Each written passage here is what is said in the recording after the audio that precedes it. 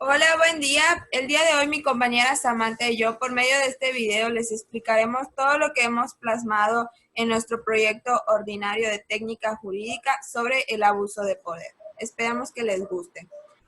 Eh, Vamos a hablar del primer punto, que son normas del derecho para la aplicación privada y oficial de la norma jurídica.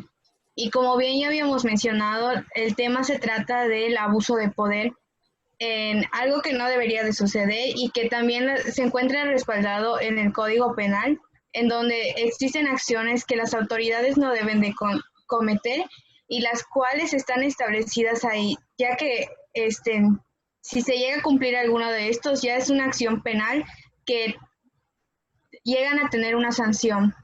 Debido a que pues nosotros escogemos a las autoridades para que nos representen y de la misma razón estas autoridades nos deben de dar un mejor desempeño en su gobierno, tratar bien a todos, ya que también igual se encuentra establecido en la Constitución Política de los Estados Unidos Mexicanos, en el artículo primero, que toda persona gozará de los derechos humanos reconocidos en la Constitución, en donde se protegerán sus garantías. Esto quiere decir que pues en la Constitución está respaldado que nosotros tenemos tanto derechos como obligaciones y los cuales se deben de respetar de manera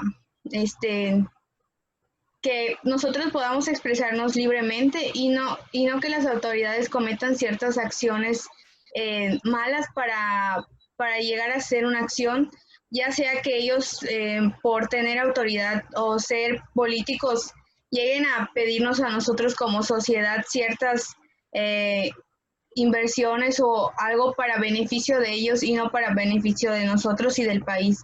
El segundo punto es conflicto de leyes en el espacio, las cuales estamos hablando de tres normas, tanto de Bolivia, de Venezuela y de México. Cada uno está establecido de acuerdo al lugar donde nos encontramos, pues son diferentes los gobiernos que existen en cada uno y lo podemos ver ya sea en la sección de Código Penal, en donde cada uno está establecido ciertas acciones.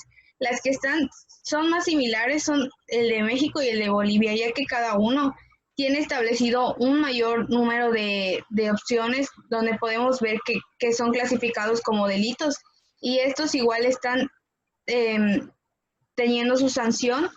Una de las acciones que para ellos es un delito es cuando hagan que se les entregue fondos o valores u otras comisiones o cosas a las autoridades solo por el simple hecho de que estas tengan ese nombramiento de autoridad.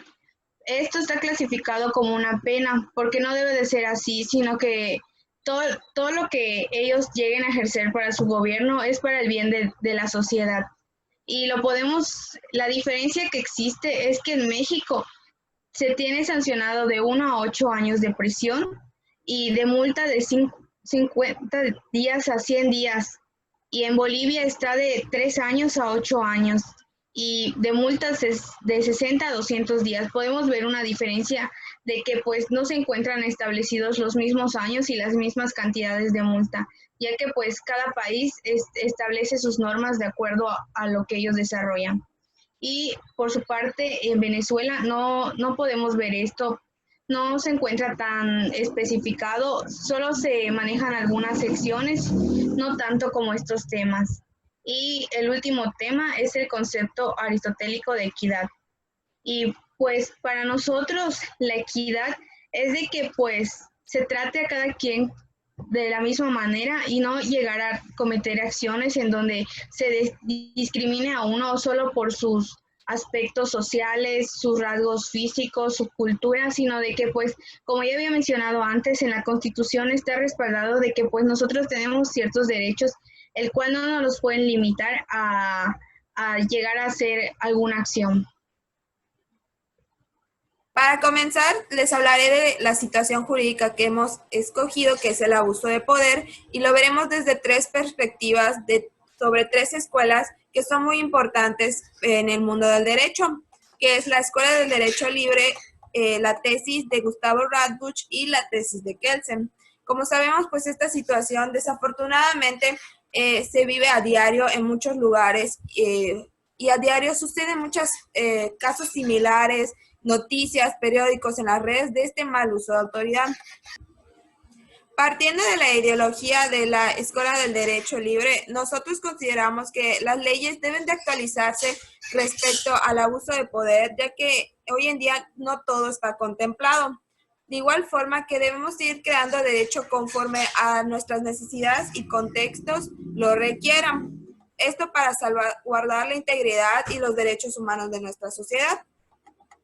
Es por ello que, pues, siguiendo esta tesis, pensamos que se le debería otorgar una mayor libertad a los jueces para emitir sentencias y penas que les correspondan a las autoridades que no estén cumpliendo o que estén infraccionando la ley.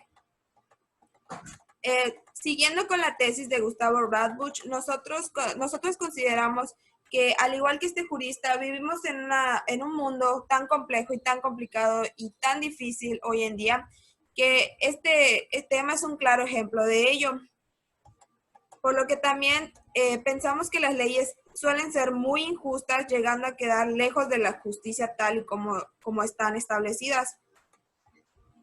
De igual forma, el abuso de autoridad es una violación a los derechos humanos, ya que se atenta contra la integridad de la sociedad.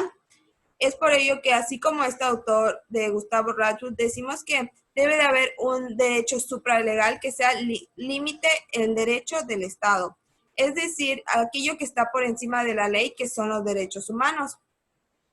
Es por ello que los debemos de tener siempre presentes para resolver cualquier ordenamiento jurídico existente, y que se tenga en cuenta que somos personas que tenemos derechos y no por el simple hecho de que un funcionario tenga un cargo debe atentar contra eso.